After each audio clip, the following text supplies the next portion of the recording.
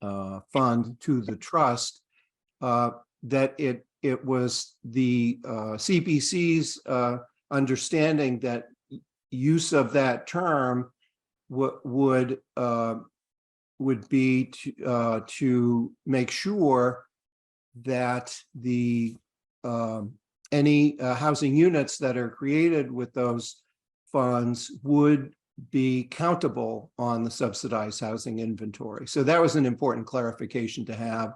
I'd say we probably didn't focus on that enough, but it's I'm happy to know what the clear intent was, and so I had a couple of suggestions. One was to put a whereas clause in the agreement, whereas their understanding of what that term meant was that they be countable on the SHI, and then to have in the to specify that the purposes of the fund and the grant agreement would be for that same purpose. And that's the meaning from the town meeting vote, and that's great. That's important to have. It won't be the last time we go back to the Community Preservation Committee with a funding request, and happy to know that if that's an important thing to focus on, that we can carry that out. So and so I just invite Diane Proctor, who's on the call, to see if there's any further comments that or that you'd want to make about that. Thank you, Keith. I'm suffering from a kind of a virus sense. I don't have much of a voice, but I just would say that it was you're spot on, right? That's exactly what we hoped, and we look forward to a continuing robust and vigorous relationship. Very good. Thanks so much, Diane. The one thing that I would hope that we'll do, and I had copied Carrie and Megan on it just so that they're in the loop, is if I think it would be helpful to have town council review the form of the agreement, just to make sure the language that we've drafted it says exactly what the way it ought to read. And did you mention, thank you. Did you mention that to Ann Clifford? I may have she might have been copied initially. I'd be happy to follow up. I met with that would be prudent, I think, because okay. She could do that with some alacrity. Okay, that's great. I'll be happy to follow up. And so what I would like us to do, if we can, for the trust, is since the CPC will be taking a vote next Tuesday, a week from tonight, and since there need not be a further vote at a later date of our trust, if we could take an authorizing vote today, and I'd suggest that it be in the form of the trust, moving that the trust vote to authorize execution of a grant agreement with the Community Preservation Committee for transfer of $1,044,255.76 in CPA funds to the trust for affordable community housing purposes pursuant to Article 28 of the April 30, 2023 annual town meeting. Said agreement to be subject to approval as to form by town council. So if we were able to take such a vote today, then whatever final tweaking that town council upon review has to accomplish that, then we would be all set, and we'd be authorized to execute the agreement without having to take another vote. Right. I would move that we do that. Motion by Rich. Second. Second, Mike made it that time. Motion, second by Mike. Any discussion on the motion? And I just want to again thank the CPC for its support and from the get-go for thinking of us as the entity that you want to have these funds go to, and so why don't we take a roll call vote on that motion? Linda? Aye. Mike? Aye. Rich? Aye. Keith, aye. So that motion passes unanimously 4-0. Thanks very much. Next is an update on town staff support for updating the trust's guidelines and funding application forms. And I'll just report in for our meeting today that I had the chance to meet last Monday when I was still back in Concord with Carrie LaFleur and with the Deputy Town Manager, Interim Director of Planning and Land Management, Megan Zamuto, regarding these two, regarding the requests of helping us update the guidelines and the following the CPC's procedures manual as our model, and helping us update the select board's for the select board's approval a set of interim guidelines version 2.0, as we've come to call it, which would reflect the fact that since the original guidelines were adopted a year ago, the housing production plan has been enacted, it has been adopted, and further that once this agreement with the CPC is signed, that the trust will have a balance of $3,098,000 in change. So for the next interim period, sort of our focus will be that the housing production plan is really our guiding light of how the fund should be used.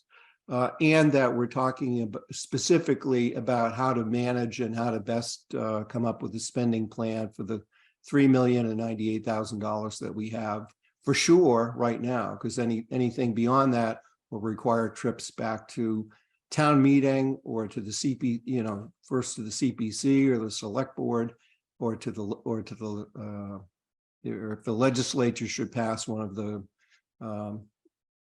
dedicated funding sources that we're hoping to have.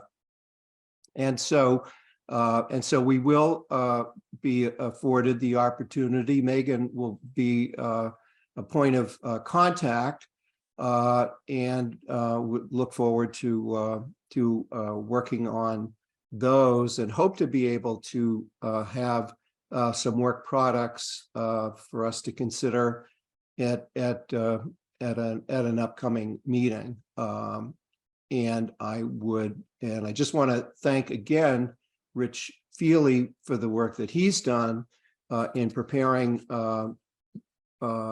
initial drafts of the interim policy guidelines version 2.0, which will be our jumping off point, and working with Megan.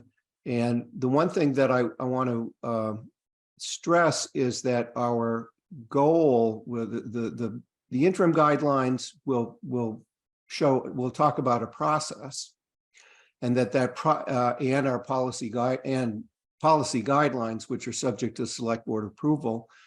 But that what I think it's just as important for us to do is in implementing those guidelines and coming up with a spending plan, that needs to be a very a cooperative process with all of our housing partners. I dare say all of our housing roundtable fellow entities, so that we have a common understanding of what the needs are, what the cash flow needs are to get projects done, what other funding sources beyond our 3 million can be tapped. Hate to keep bringing up the CPC, but that's who's put most of the money on the table in Concord over years to move us forward. So we'll be moving ahead, and I'm grateful for the support, so that we can have processes in place on that fortunate day when we have maybe multiple applications for how we ought to spend that money. So any comments or feedback about that? Keith, it's Linda, if I may. Yes, Linda. So that's terrific, and it certainly will need to be a collaborative process, and we also don't know what other opportunities may present themselves that haven't already been defined.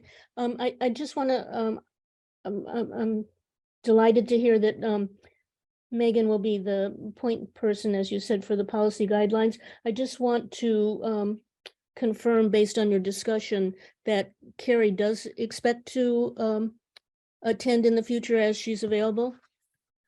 Yes, indeed. Today it was double booked. In fact, if I was in Concord, one of the things that I would have liked to have done today is I saw the DEI Commission had a 3-hour workshop scheduled today, which looked very intriguing, and which is actually where Carrie was going to be to take up her time.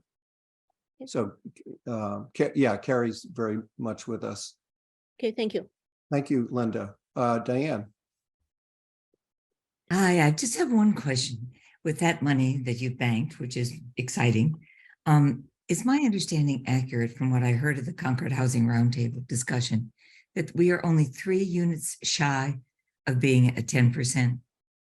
And if so, I turn to Lee Smith and Liz.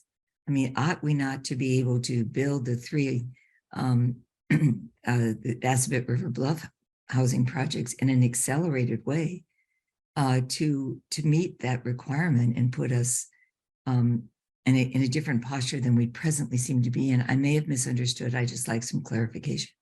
Yeah, thanks for the question, Diane. And I'm sorry that we didn't have the time at the roundtable to hear updates from the CHDC and the Housing Authority, and I'm glad to see those folks here tonight to sort of talk us through that. The initial thought that I had was let's see, 3 units. There are 2 existing ones at Assabet, and then there's the Habitat unit that was just and if could those be the 3? What's the, what are the steps involved? Nothing's, if things were straightforward, then they would happen, but there's lots of procedures and things that have to be done. And so yeah, it's a good question. And I see a question, and I see a hand from Linda Escobedo. Yep, thank you. Yeah, I was going to ask Liz to speak to that as well, because she did comment on the 3 at the recent housing roundtable. But just previous to that, she had said we still, there were unknown numbers that HCD may give us regarding other units. So if she could speak to that, that would be great. Right. Thank you. And we will learn the difference between the numerator and the denominator of in calculating 10%. But before I go any further, and I made myself a note, and I meant to mention this, but I know we're so, the community, the towns in this region have done great things together over the years through the Regional Housing Services Office. And I just wanted to share the sad news that Maureen Valenti, who was the retired Sudbury town manager, passed away a couple of days ago. She was married to Carl Valenti, longtime Lexington town manager. They were married for 42 years and had a just huge impact on the profession, and in her obituary, Maureen's work for affordable housing is mentioned, and I just wanted to pay tribute to the things that have been done by those who have come before and been important parts of our community, and we're going to carry on. So thanks. So Liz.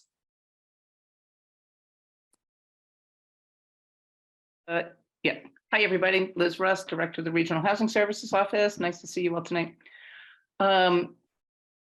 So we'll just talk about the SHI, and then we can talk about the pipeline and sort of put both of those in context. So the SHI is a percentage, right? So as Keith mentioned, right, there's a denominator and a numerator. So the denominator is comprised of the year-round housing units. So they make it always, as with everything housing, just a little bit more complicated. So you need to take the total housing units that was available quite some time ago and subtract out the seasonal housing units. So, and that data just came available with the census data on May 25th. And so we had been, estimating what the seasonal units might be in Concord. We used the 2010 estimates when we wrote the housing production plan. And that had indicated an 8-unit deficit for the 10%. So it turned out that there were fewer units than we had anticipated for the seasonal. In fact, there are 120 seasonal units, if you wanted to know that exact number. We think that they're probably mostly the farm quarters, housing units. Anyway, so it brings the denominator short of that number.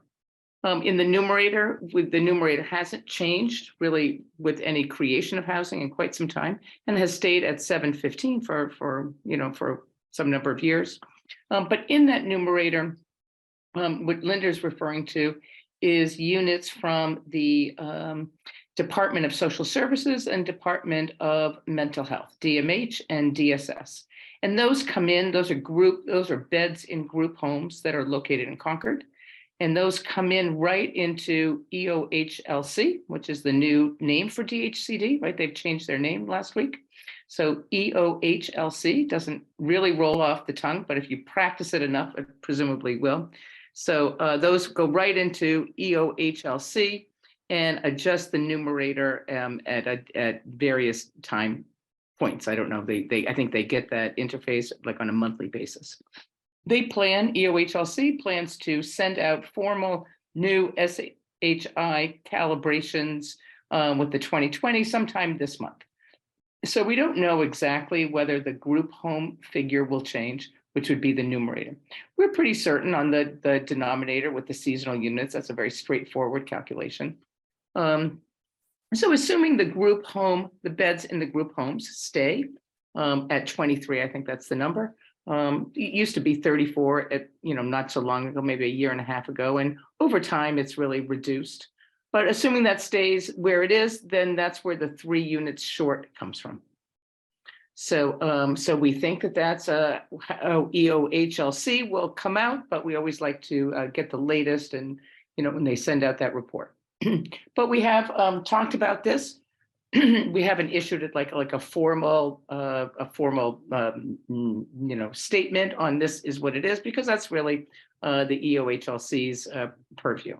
But this is something that's no surprise. It's not a secret in any way. The town's talked about being below the 10%, has expected to be below the 10% for quite some time, including the housing production plan. So with these latest numbers, it's very easy to do this calculation. It's all readily available information.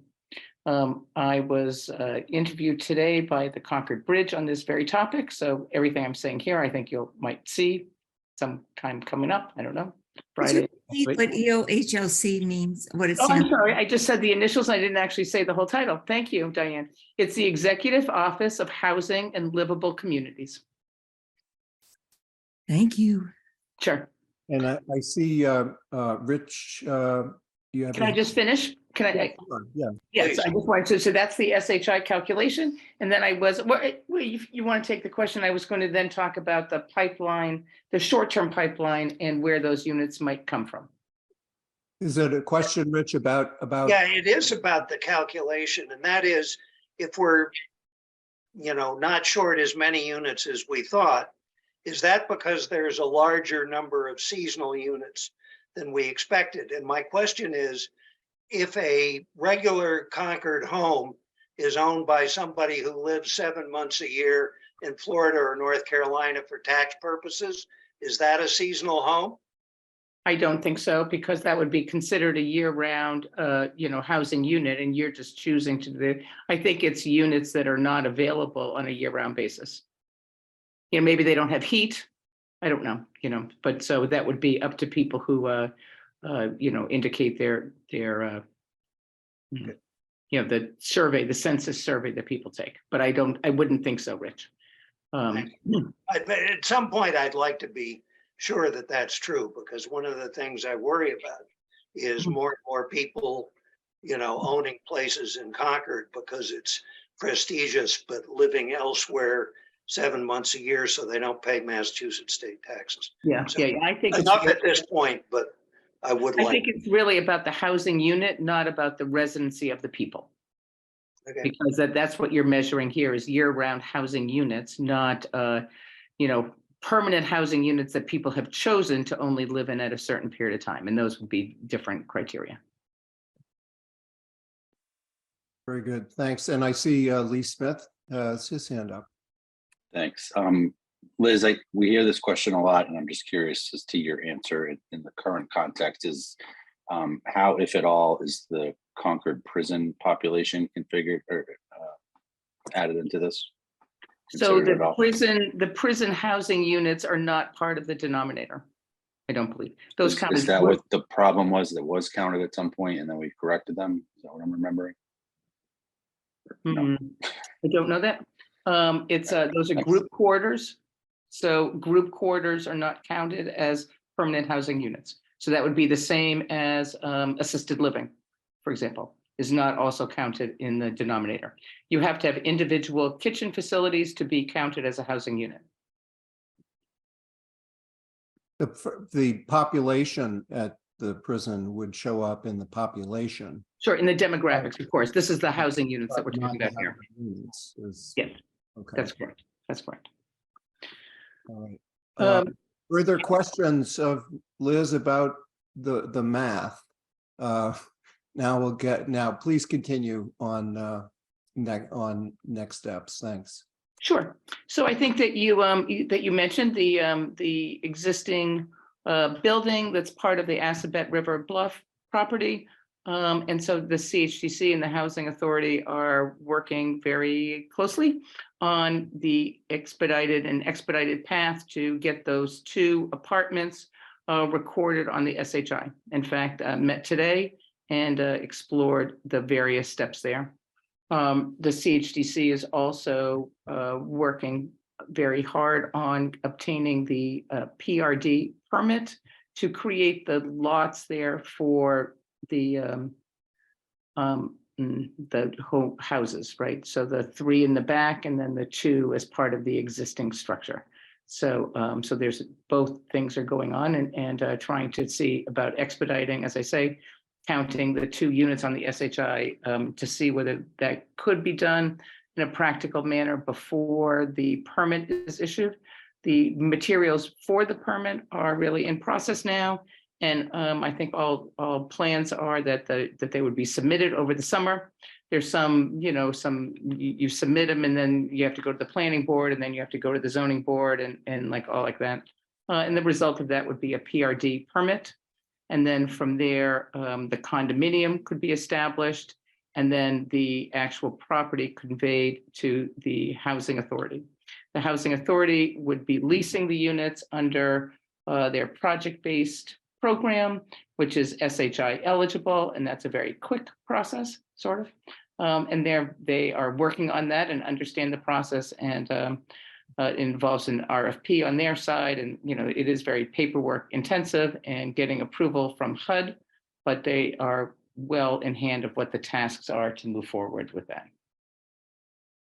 And I'm sure that they're here and they'll be glad to speak to that in more detail. So that would be for 2 units. Also, the Housing Authority has some strategies for some additional units, including on Commonwealth Avenue. Commonwealth Avenue wouldn't hit the SHI until that Habitat unit is actually sold to the eligible purchaser. So that lottery is going to be next week. Then they have to, I don't know, maybe do their sweat equity and then this, and so it takes some time. I do think that by the end of the calendar year, for sure, like that these units would be added to the SHI, and hopefully it would be done before that, if some of these timetables can be tightened up.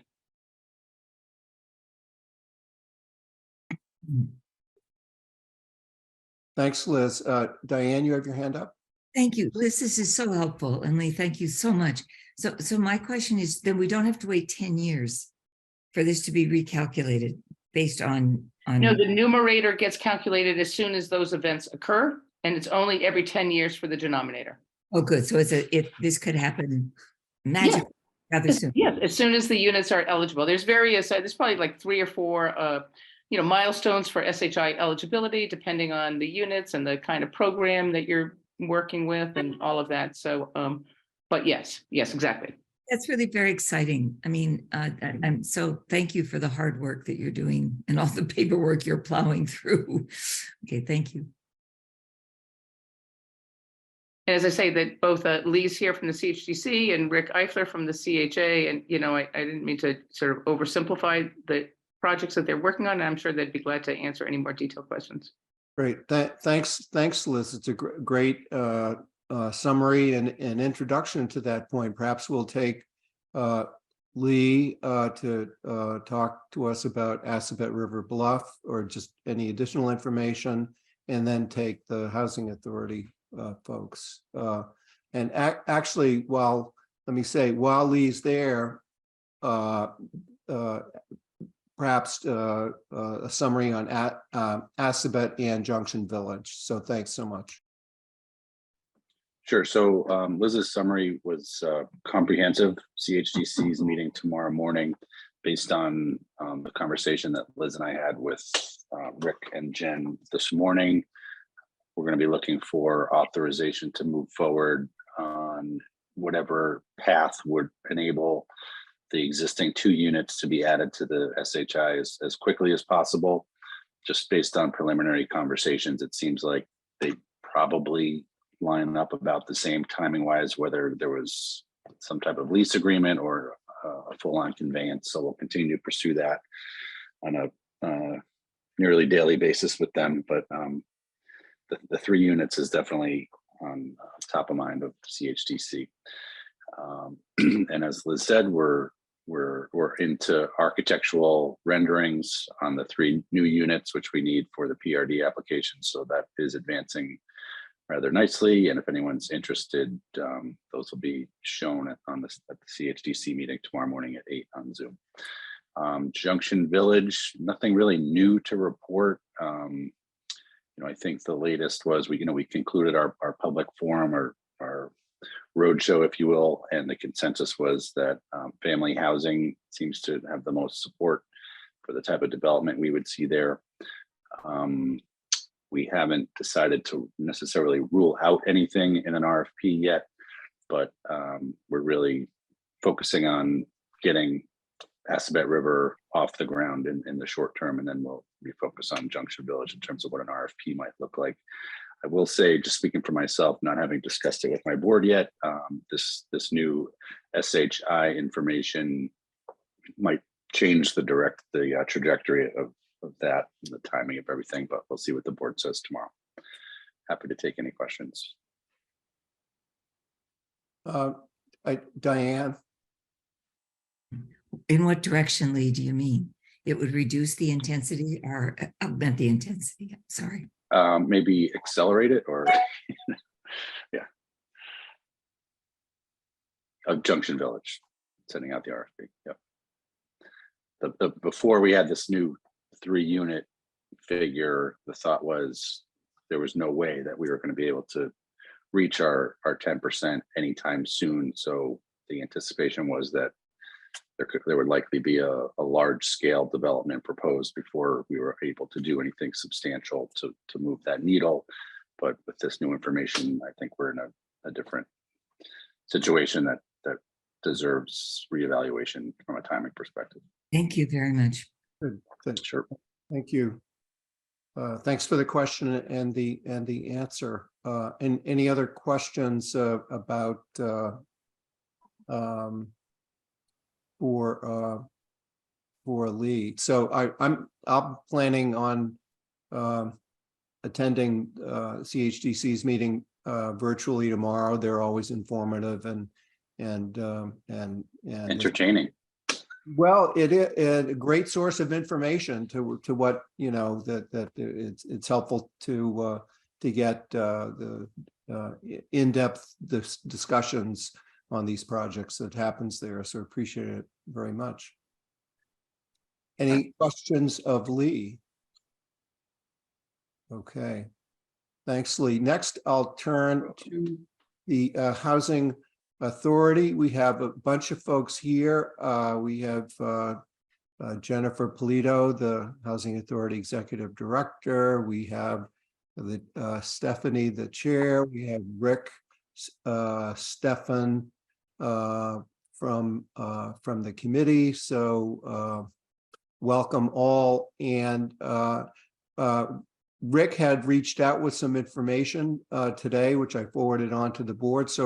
So Rick, should we start with you on how things stand with your development projects?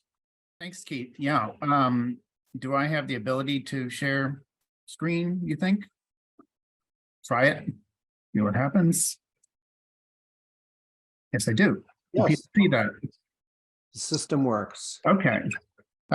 So what I sent to you, Keith, and I think you shared with everyone else, was this brief summary of what the project-based voucher program is. It's a HUD Section 8 voucher program that's just a little bit different from the Section 8 tenant vouchers that most people have a little bit of familiarity with. It serves the same population, but the tenant-based vouchers are vouchers that a tenant applies for and gets and can use when they rent a unit. And then when they move, they can take that voucher with them.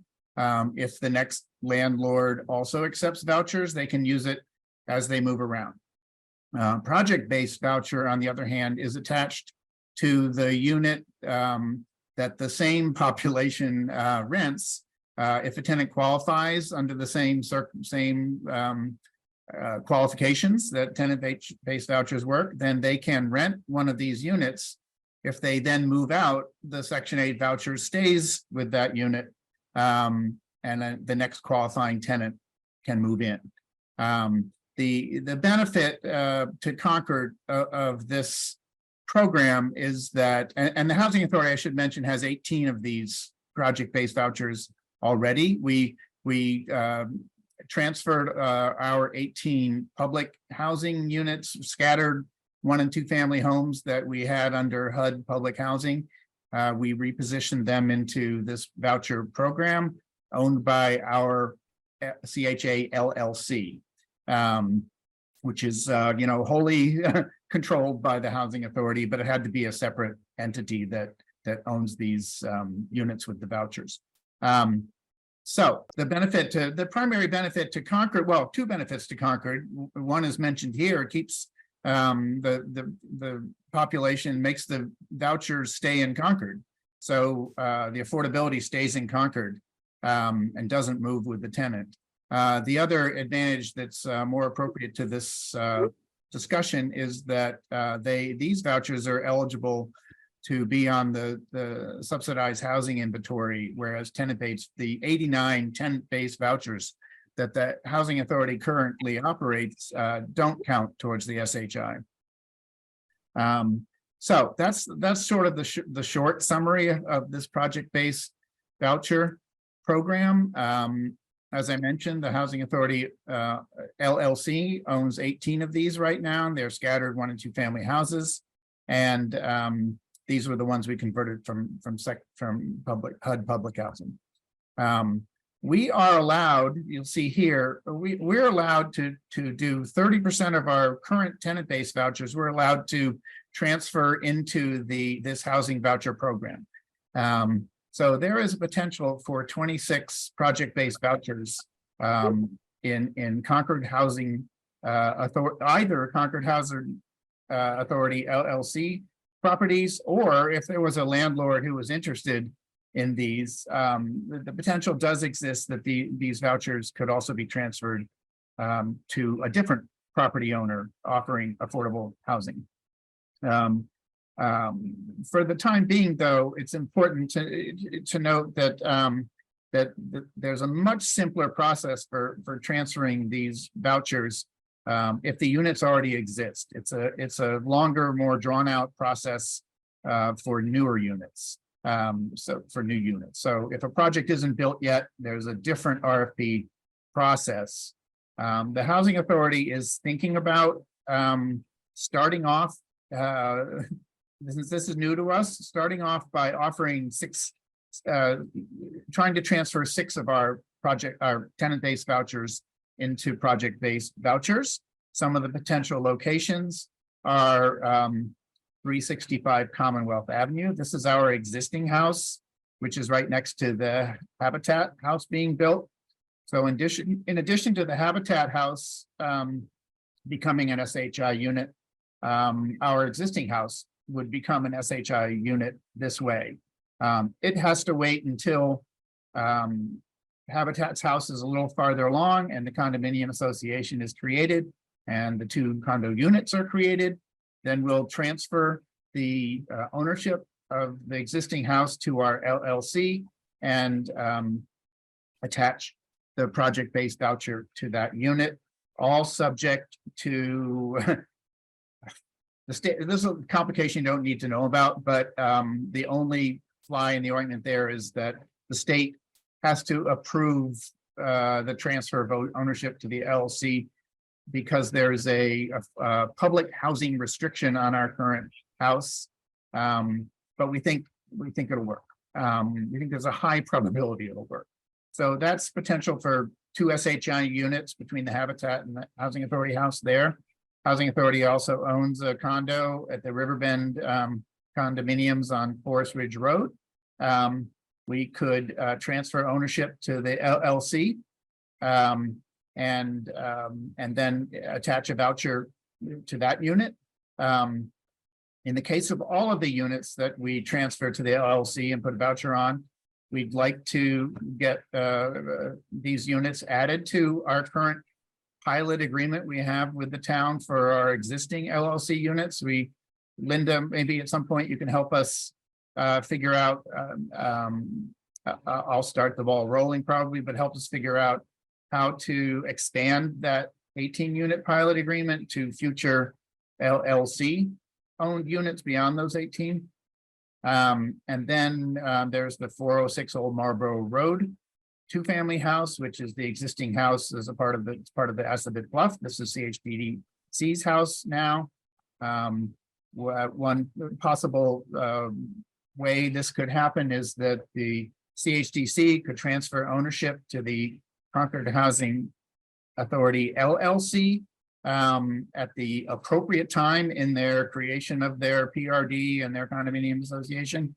And then we would just get the voucher attached and once again, hopefully get this added to our pilot agreement with the town. Not quite as important now because probably not going to happen as quickly as these units. The Housing Authority could also purchase existing condominium units or possibly even a small cape.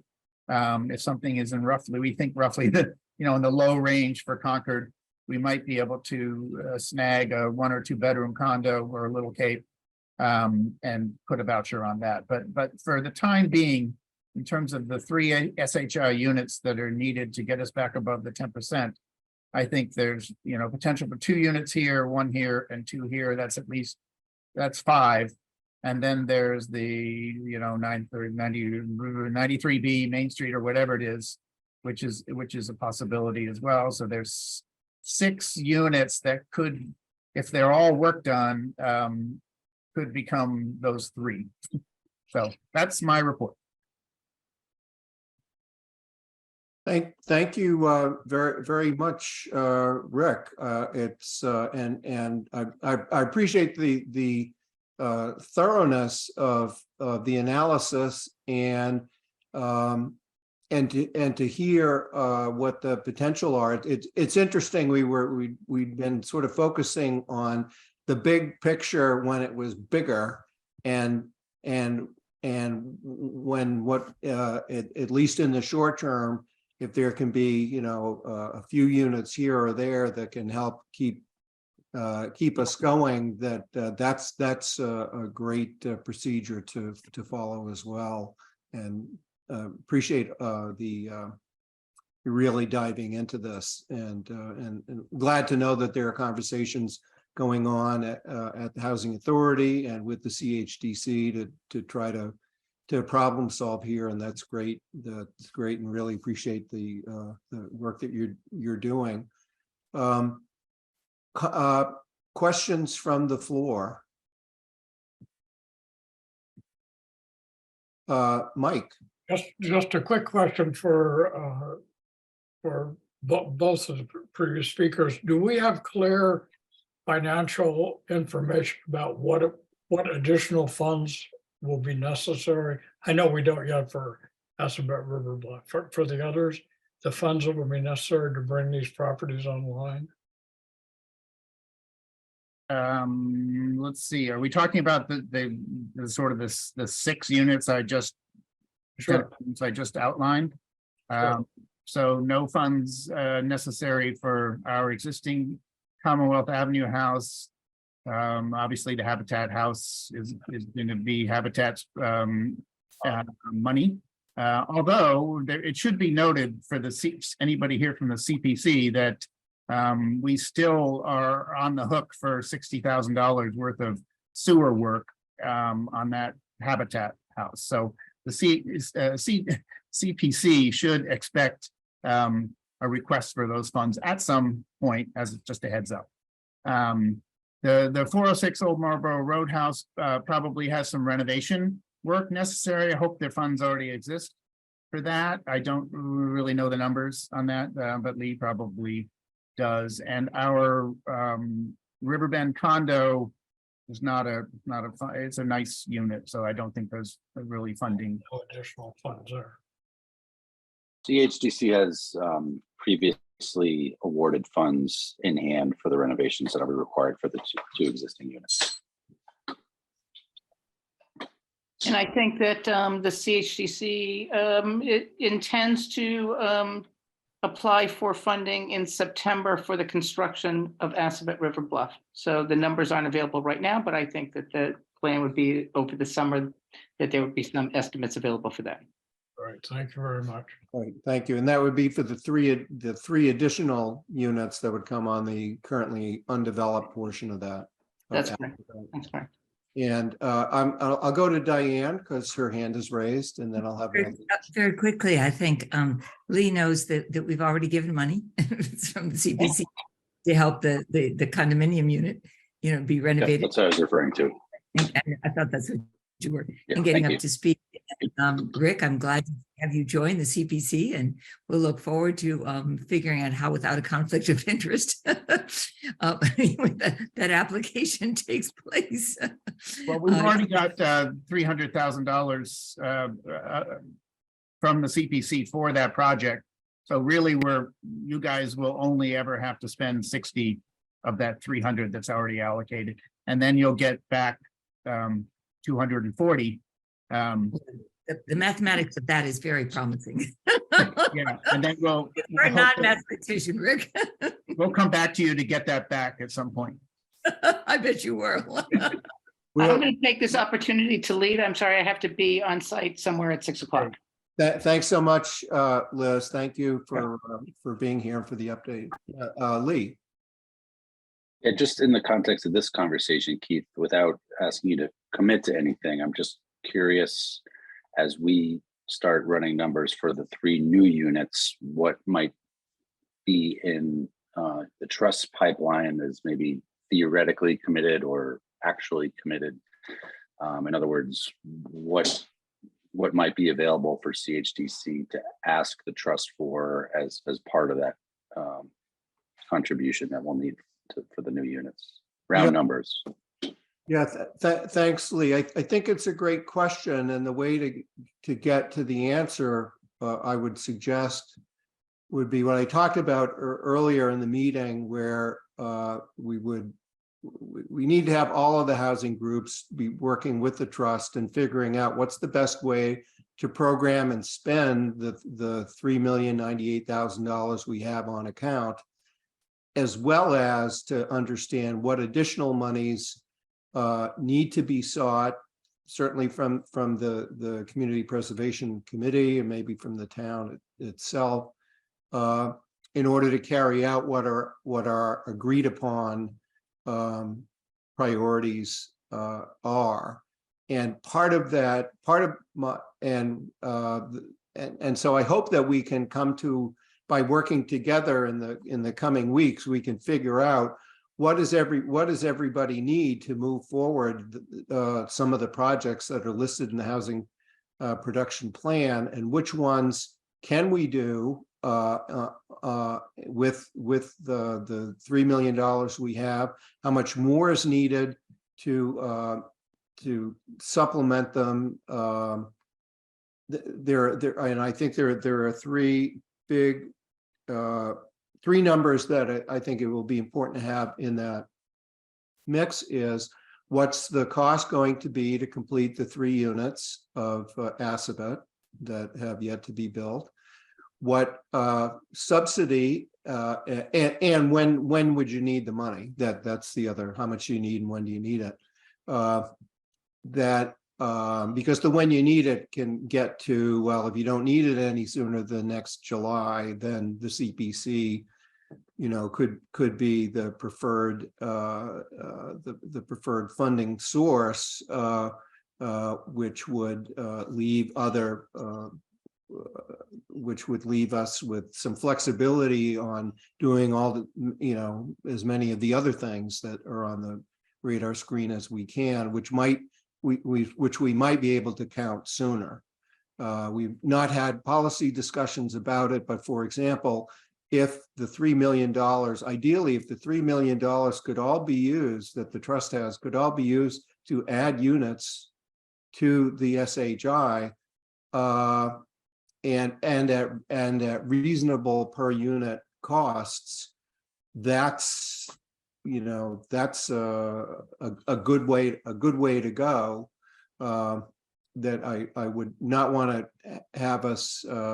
It's just my opinion. I would not want to have us tying up the money, saying, "Well, it'll be here when a big project is ready for it, and we're not going to spend it in the meantime." I think that would not. I don't think that would look well when we're testifying at the legislature, asking for more money still for a real estate transfer fee.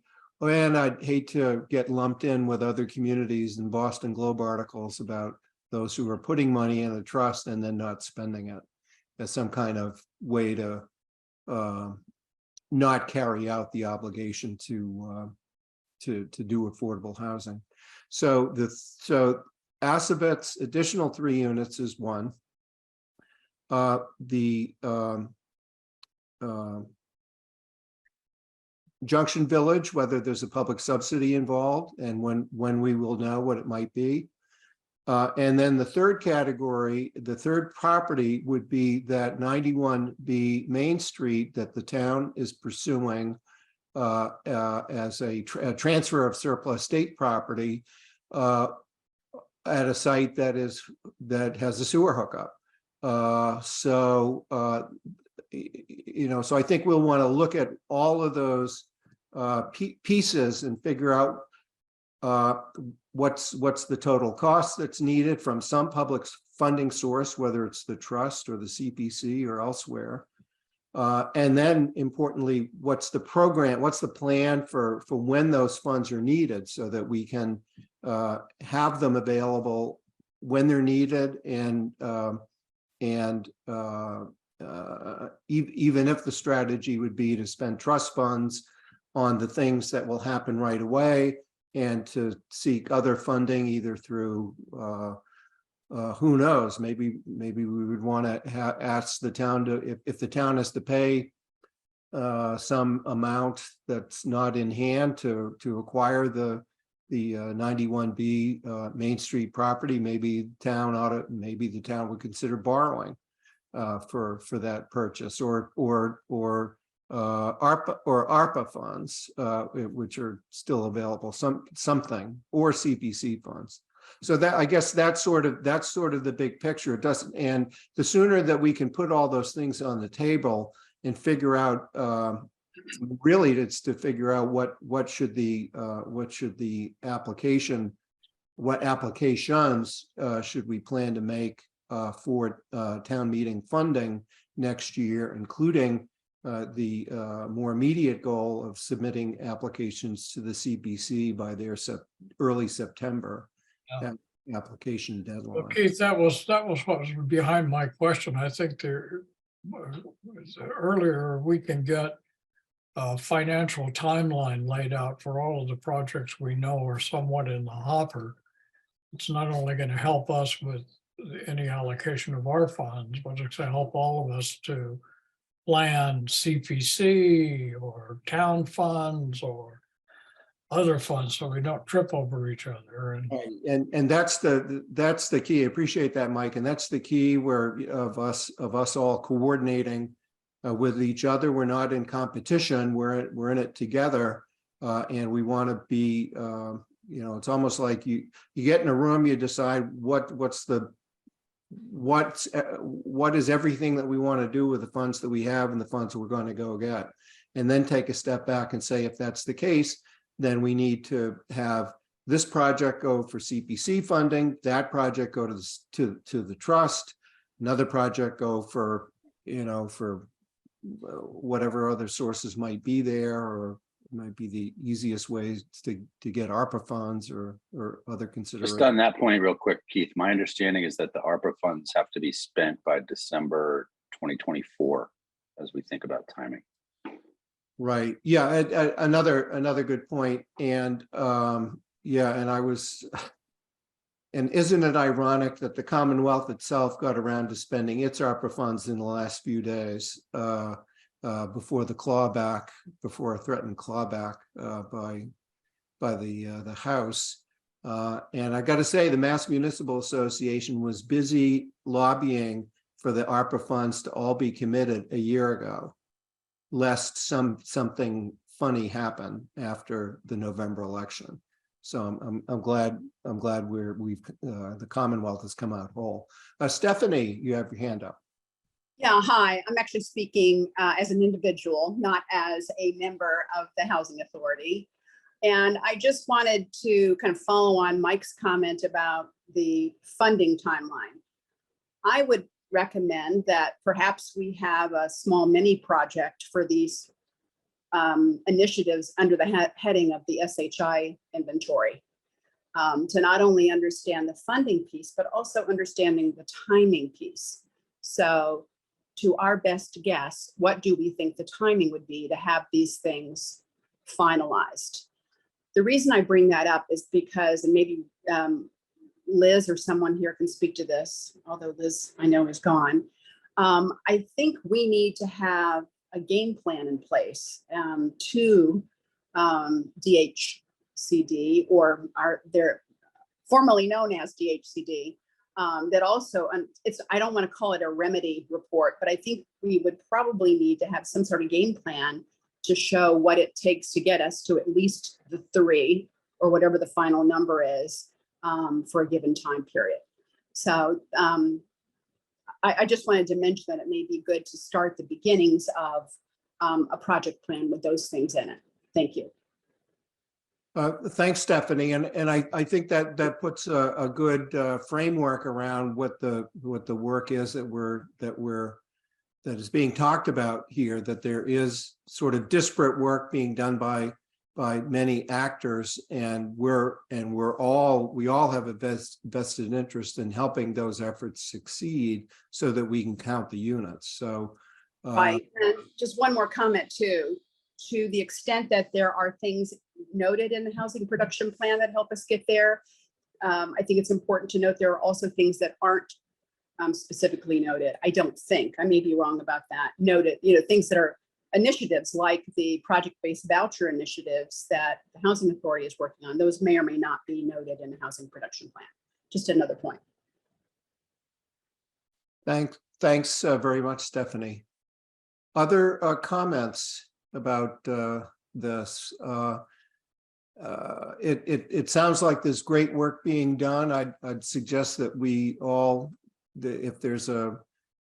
stay in touch about the efforts. With the goal of having requests, and I'll be glad to, I'll be at the CHDC tomorrow. I'll be glad to come to a Housing Authority meeting or whatever. I wish I could say I'd be glad to have coffee, but you'd have to come to Nantucket, where I could give you coffee. But that I think it's important to stay in communication about moving these units forward. And this funding plan, sort of a joint funding plan. Maybe the focus is, and we haven't officially, formally in this meeting taken up the debrief of the Concord Housing Roundtable. But one of the questions that I had was, when is the roundtable going to meet next? And I think this is the sort of project that we ought to be, if we could pick once we've checked with all of the 7 groups to see what about availability, perhaps in a month's time, we could have another housing roundtable to report with all these building blocks in place, and maybe we can be having meetings one-off between now and then. But I think the sooner it would be great to have a game plan by July of what do we think the $3 million should be spent on, and what are the applications that should be submitted in early September to the CPC and elsewhere for funds. I'll reach out to I'll start with our interim planning and land management director, Megan, our deputy town manager, to sort of help pull this together, which I think would be a useful thing for staff to help us out here. Any other comments about this? And we've actually covered now agenda item 6, which is updates on production strategies.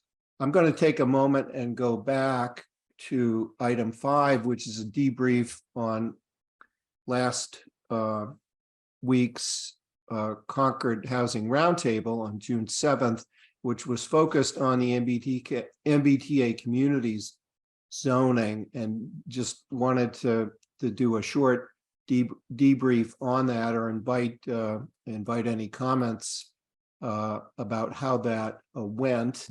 And I see we have Planning Board Chair Linda Miller on the call with us. I don't know if Linda's available to speak. The audio is on, and just I'd welcome any thoughts you had, Linda, about how you thought the housing roundtable went, and how we can.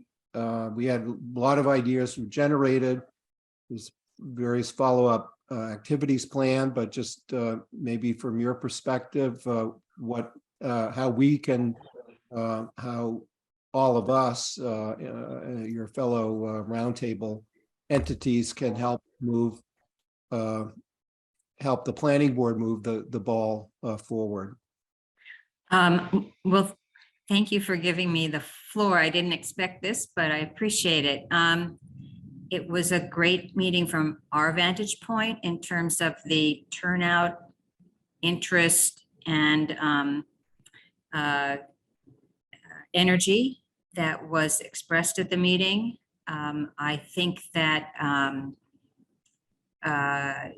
we left with a very strong message that we have to get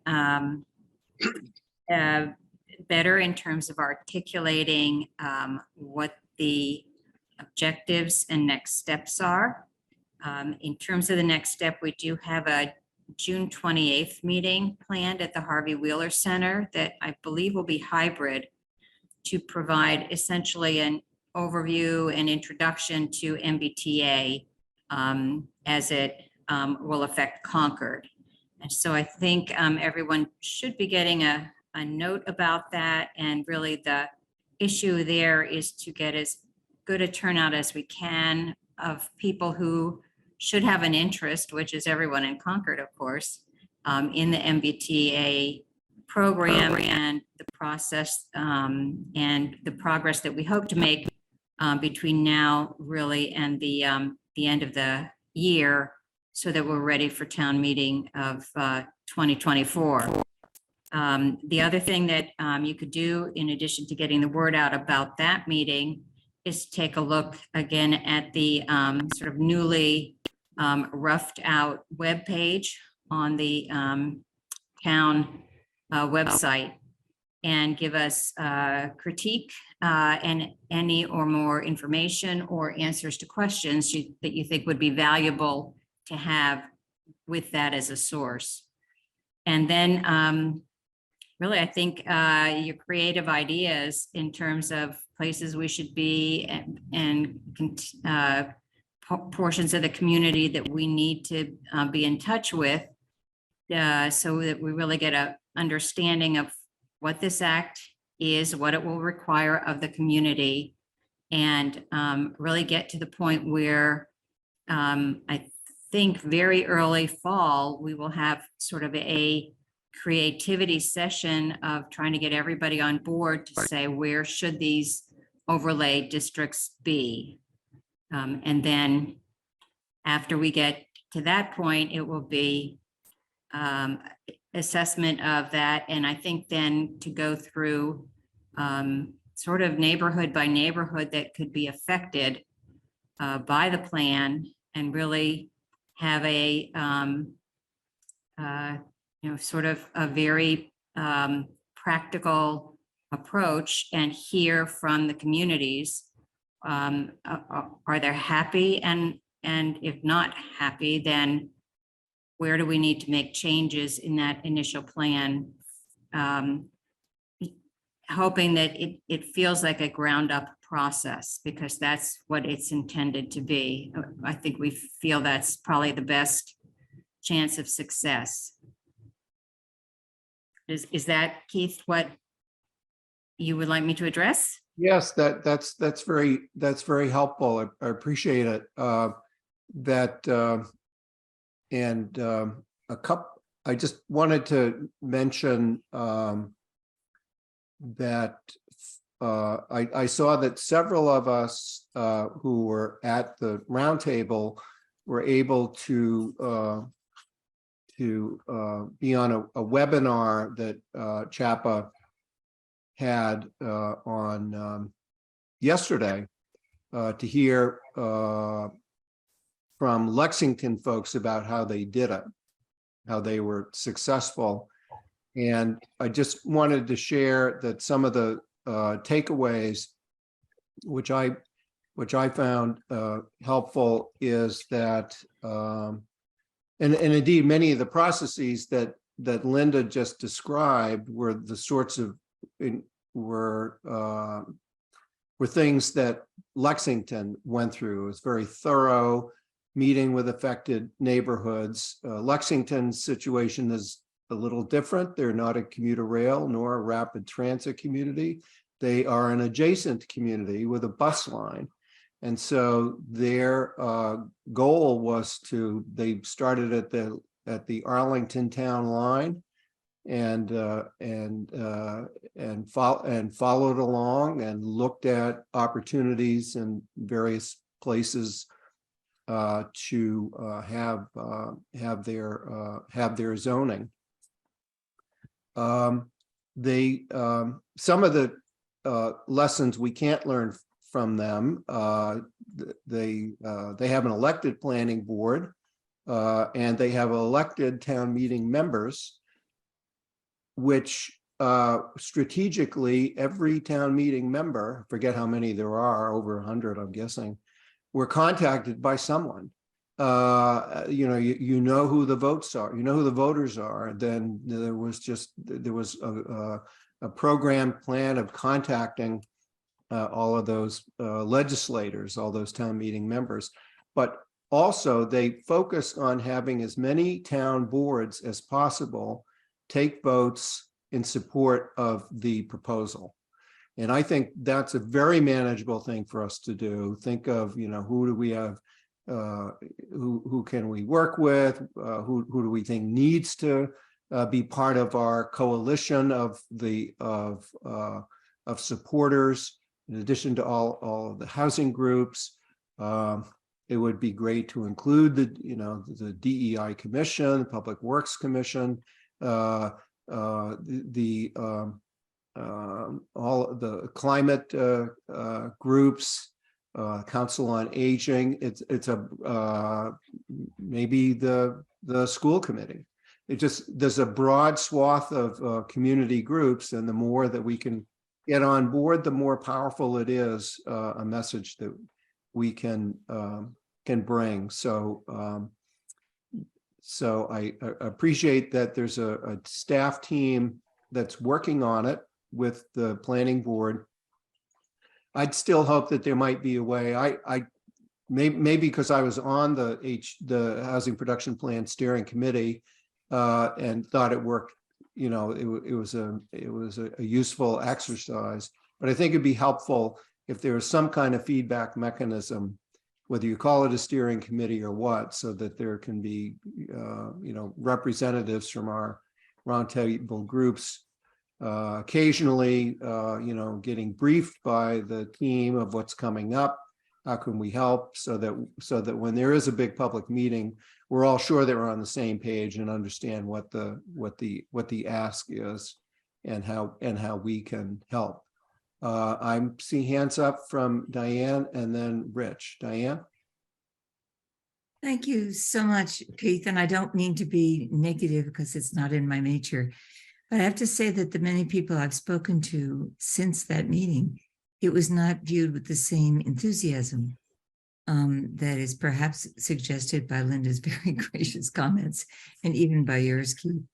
I think there was a feeling of confusion as to what we were there for. I think there was a feeling that not everybody wanted to be a cheerleader for the project until they were more fully informed. I think there was confusion about neighborhood coffees, since very few of us have such things. I think the language of the event was confusing to many. That doesn't mean that it's not important. That doesn't mean the communication with neighborhoods is not important. Of course it is.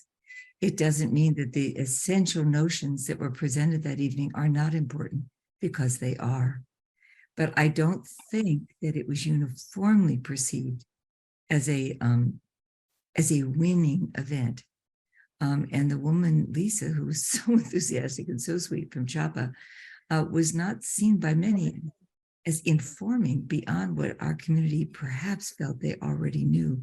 Now, none of this is in fact my own opinion. I'm just simply sharing what I heard from quite a few people independently.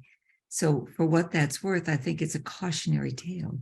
And I think that's not unimportant to hear. So I apologize for bringing that to the table, but there it is. Oh, no apology necessary. Thank you.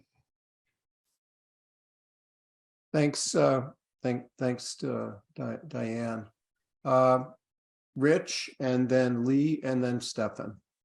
Yeah, I think we have to go beyond government here. I mean, I have a bit of a sense that and Linda, forgive me for saying this, that the planning so far is the altos are going to talk to the sopranos and the sopranos will talk to the tenors. But meanwhile, the rest of the congregation is in choir practice, if you'll pardon the analogy. I think we need to reach out, not just around the specifics of what neighborhoods are in and what are out, because that I think the planning board can do and should do and hopefully can do effectively.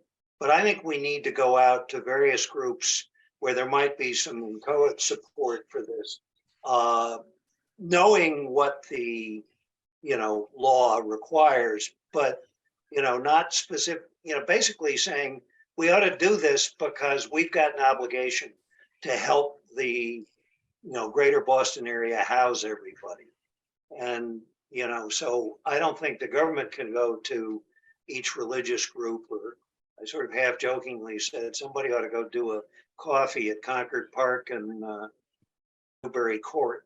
I think those kinds of things need to be done beyond what we're talking about now. And I will say that I think the foundation's, talking about that and willing to do it, but I think we got to go beyond some of the mechanics that were discussed here and talk about going to various groups and raising their support, not just for a particular map, but for the concept. Okay, thank you. Thanks, Rich. Lee and then Stefan. But just going to add that I believe Anderson and Krieger is town council for both Concord and Lexington, so they might be able to offer another level or perspective as Concord navigates it. That's very interesting. Thank you. Stefan.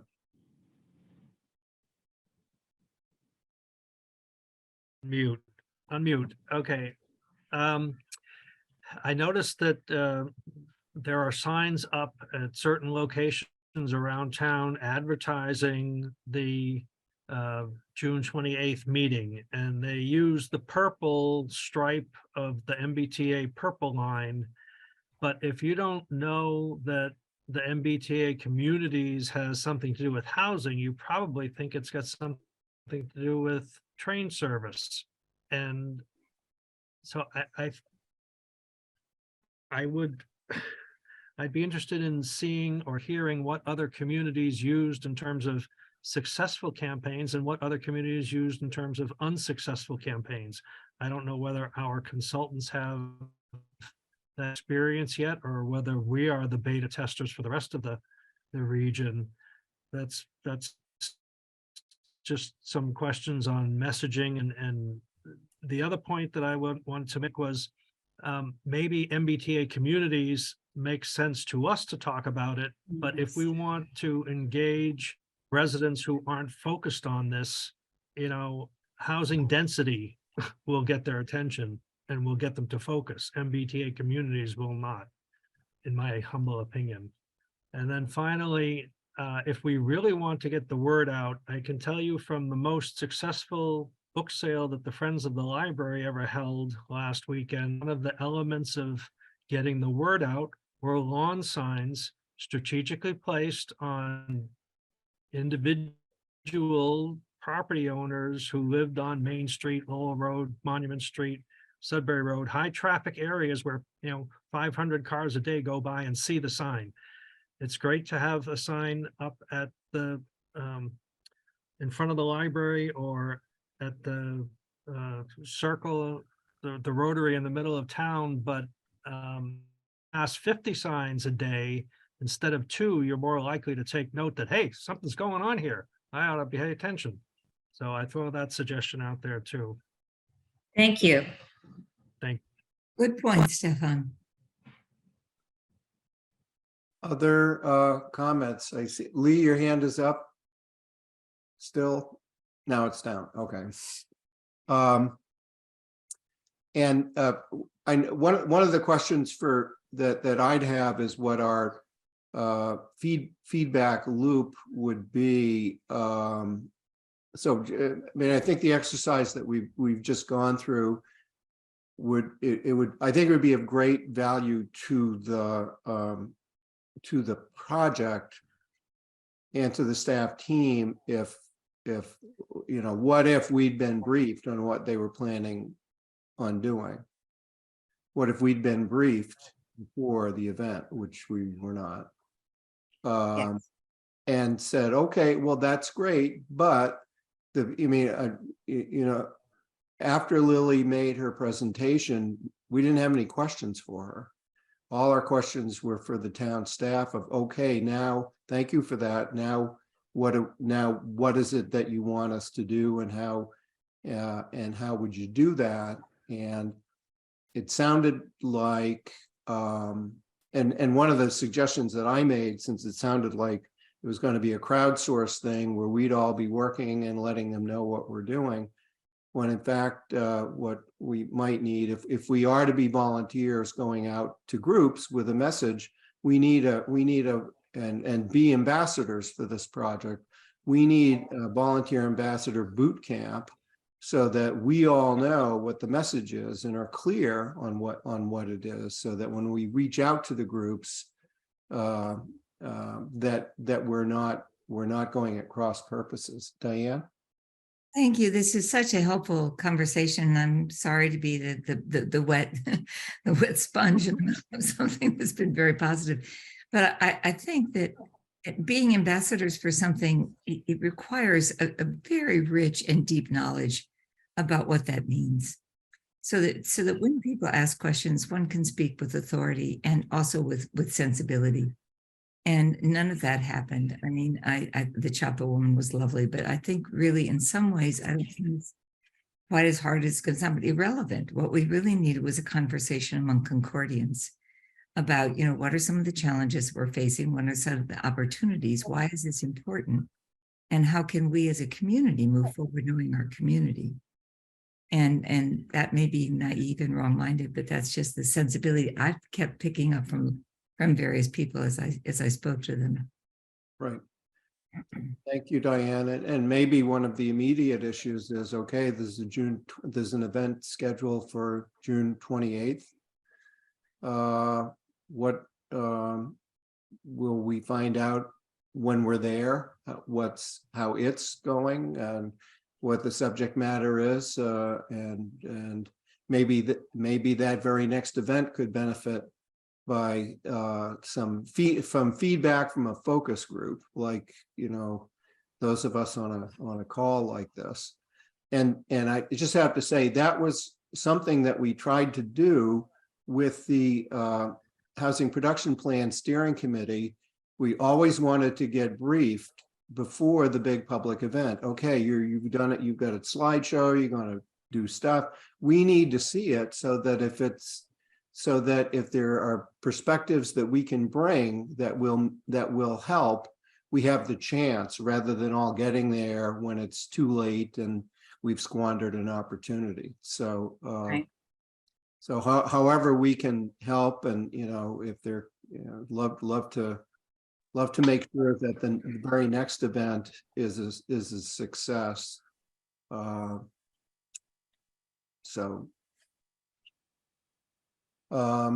Lee. I'd like to informally propose that maybe each of the housing roundtable groups, if that covers everybody, maybe appoint a delegate that could be a working group, working committee focused just on this, and be able to do exactly what everyone's just been saying.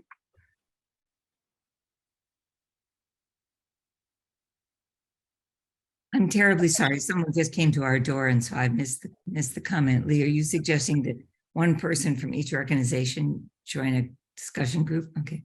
A working group focused just on MBTA zoning. They can report back to their larger committee and also be prepared to discuss it with anyone who asks or appear at the various meetings, et cetera. But really be the local expert for that board.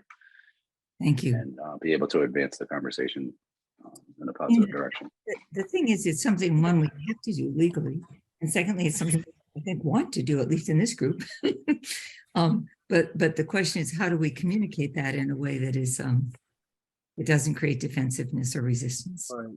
And I do think part of it is the messaging. It's that we don't have a product to sell yet.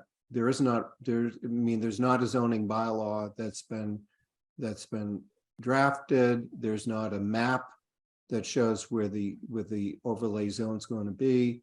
So we're, but that will come, but we're, we want to make sure that the process by which those things are worked out, are the, have input from those of us who are dealing with these issues and are dealing with community groups and for all on the call and beyond who think that what we're doing, this is the right thing to do. It's the law, it's the right thing to do, and we want to do it. But what is it? That's the problem. We want to do it. Right, Yeah. right. I think, I think we could start with what is it? What is it not? That's right. How do we get there? What are the next steps? That's right. It's Right. So that we would all know, for example, it's multifamily is a use by right in an overlay various overlay districts that the town will propose near one or both of the commuter rail stations. That's the law. Keith, that's One point that, But sorry, one- one point that, go ahead, Diane. I was just going to say by right doesn't mean, we know what that means because we've been digging around in housing issues. So everyone on this call knows what that means.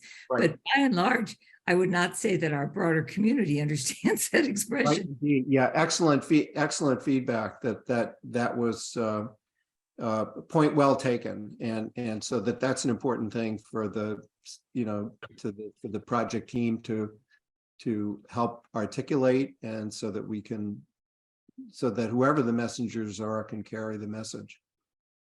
Lee. Sorry.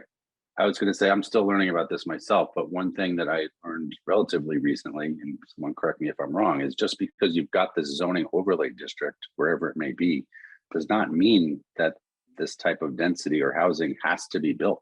Right. It's just allowed to be built, and the people that own that land make those decisions. Right.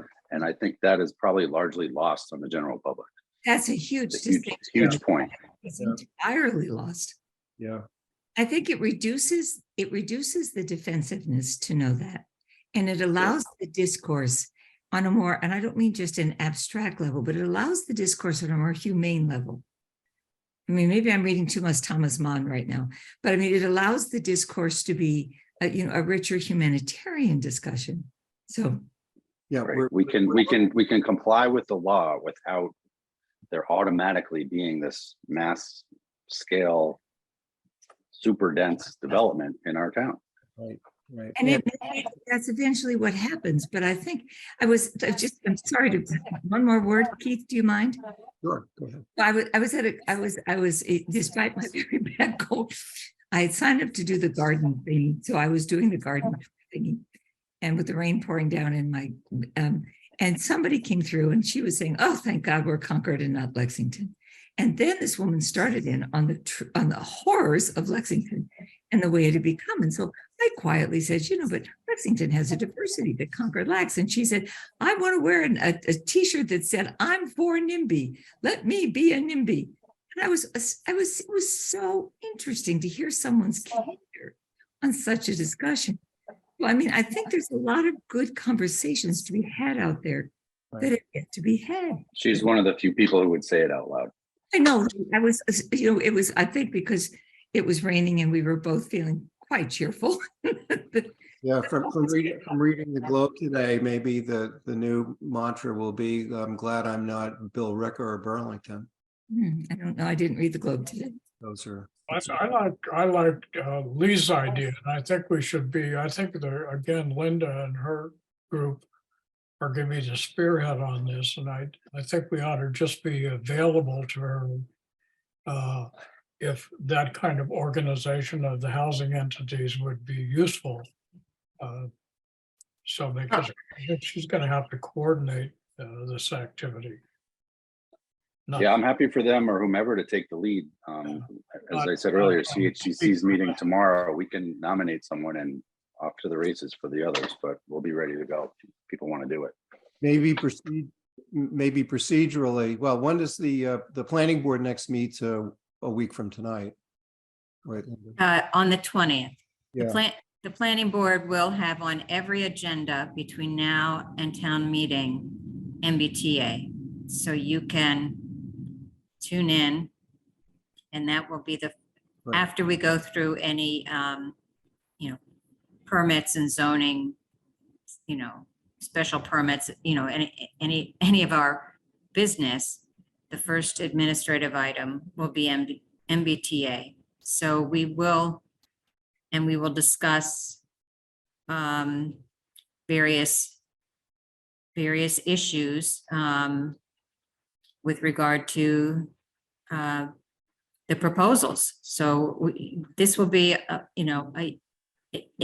a full discussion as best we can manage it. And, I can't give you the exact dates, but we do plan to, right now, we're planning to have an introduction to MBTA to all of the staff heads in the town. And then I'll be talking at the chair's breakfast about it to the extent I can. So we will find, whenever you find an opportunity, we will be there and be willing to have a discussion. And I think this is, I have to say, this is a better discussion than we had at your housing meeting, because we're having actually the discussion At the round table, yeah. at the round table. I mean, that I agree. Having a canned presentation was not what this group deserved, but this kind of discussion is exactly what we need. Right. Well, I appreciate it, Linda. And we all want to make sure that we can do better in the future, and so that it's a more meaningful event that we're getting together at. And I guess what I'd say, since there is a next event for which some plan is being made, the sooner that plan can be shared with all of our roundtable groups, the sooner we can offer feedback on whatever it is, because I think that's an important key to making sure that event is a success. So I, to the best of my knowledge at this point, because I have not myself seen this presentation, but I believe the objective is really to address what Diane mentioned, which is a lot of people don't know the language of things like by right, so it's really for everyone on this call going to be stuff just like the last presentation was stuff you knew. On the other hand, it's extremely useful if there is an audience that is not informed to have informed input. So I hesitate to say that you will find it a stimulating discussion, but I do say that you would play a very valuable role. So I'm a bit torn in terms of saying, please be there, but I will say, please be there on the 28th. We hope to have an ability to kick this off, and having knowledgeable questions and knowledgeable input to help shape the discussion is what you could provide. But you will probably be disappointed at the level at which the discussion is aimed. It won't, as you say, it's not for the housing groups per se. It's for people who might have seen something that they're, we're standing saying, why don't they like Lexington? Because they adopted MBTA before everybody else. They're saying about Lexington that it's become Arlington, that it's become a city rather than a town, rather than a village. And I think there's a terrific fear in Concord on which I can't measure it for us, but I think it's a fear that somehow we would lose whatever that is that people love about Concord, some of which is actually quite elite. Yes. Very elite. But whatever it is that we love about Concord is in some way in jeopardy. And I think that's, that needs that. So Linda, that's my sensibility. Right. I completely hear what you're saying, and that it will be a substantial challenge. Yes. I think, If I could just land, sorry. oh, yeah, go ahead, Lee. If I could just piggyback on what Linda said, even though the discussion on the 28th may not be kind of a high level technical discussion, I think there's value in representatives from each of the housing groups to hear what the general public is saying, asking, and concerned about, and be able to address it. I agree, and I think that Linda, that this kind of general meeting, which may not be informative for some of us, is exactly where to start. You've got to bring people along from where they are, and Yeah, it's I think very, this it's will be very, a productive meeting. yeah, it's very important. And I think one of the points that one of the most important bits of information that came out of the last meeting was sort of an afterthought that in response to a question, that the number of units that is the goal of a community to achieve in the zoning is let's say, and I forget what the goal is, say it's 1,000 units or whatever, from which you can subtract the number of units you've already got. That's right. And that, Actually, I do not believe that that's accurate. okay. Yes, I well, believe then- that was a misstatement. Okay, so it's all the more important to know. Well, I'm glad I didn't go out and have coffee. Yeah. with everybody on that. Yeah. But the messaging is important. Yes. That message needs to, so for example, I'd love to see this, I'd love to have the slide deck shared with all of us beforehand so that we can see what it is. That, because we're going to find things out about what we thought it was one thing and it's something else. I also think that if it doesn't mention inclusionary zoning, then it's not being true to the housing production plan strategy number 8, which the select board and planning board unanimously adopted, which indicates that inclusionary zoning, that is to have a percentage of the units be affordable, is what the stated goal of the town of Concord is in implementing MBTA community zoning. And so how that, and the state, and there's guidelines from the state of, it's 10% if you do this, it's 15% if you do that. That sort of, the fact that we can have affordable housing come out of MBTA community is an important message, because I heard more than one speaker say, well, it's not about affordable housing, it's about housing. It's about both, but it's also, as has been said, we don't produce a single unit by virtue of passing this zoning. All we allow is that if someone chooses to do something with their property, then having certain density of multifamily is something that they can pursue with their property, and that a percentage of those units will have to be affordable.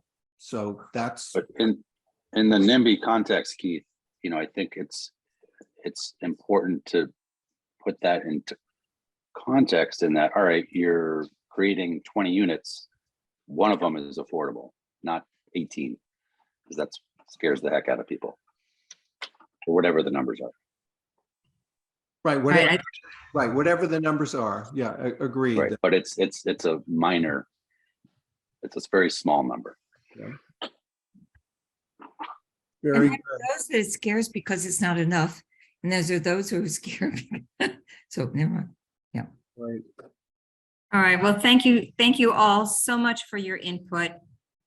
I've taken it to heart, and I don't know. I hope that will make a difference. That's all I can say. And I look forward to seeing you all on the 28th. So Thanks, thank Linda. you We'll again. be there. Linda, you're terrific. So I'm sure whatever effort you're making is sincere. Thank And you. I know it starts at 7 and my grandson, who turned 6 that day, will have gone to bed by then, so I'll have the rest of the evening.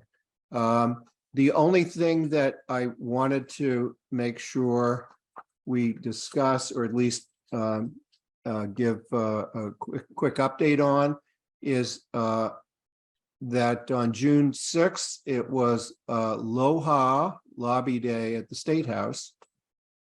That's the local options for housing affordability coalition that we are part of, along with a dozen or more. I guess there may be up to 17 communities now that have filed home rule petitions for real estate transfer fees, but great representation from all of the housing groups. Saw lots of folks there, and we got to meet with both of our legislator. I met with Carmen Gentile earlier in the day, but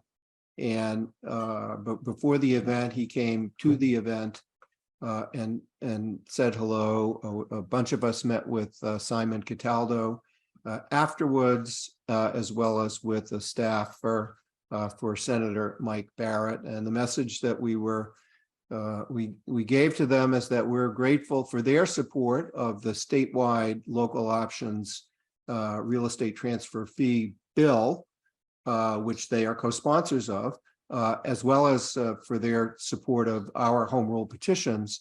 But we would like them to advocate among their colleagues who, and with the governor and lieutenant governor, to help push this through. And I thought it was a very well-organized event. Great turnout, a lot of great speakers at the State House. And so thanks to and Rich represents us on the board of directors for Aloha, and they really came through with a great event, Rich. So thank you for all the planning that went into that. Any public, I yeah. just heard from all sorts of people that it was terrific. I was not well enough to go, but I hear it was fantastic, Rich. Nice going. Thank you. It was fun making the video, at least. I'm glad Concord had a voice in that. Yeah, that was fun to see her.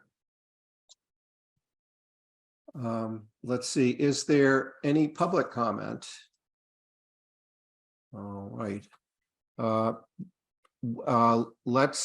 Can we pick what the date for our next trust meeting should be? We've been on a schedule about every 2 weeks. And so I don't know if folks wanted to meet 2 weeks from tonight, which is the 27th. That's the night before the Wednesday, June 28th event that we'll all be at for with the planning board for MBTA community zoning.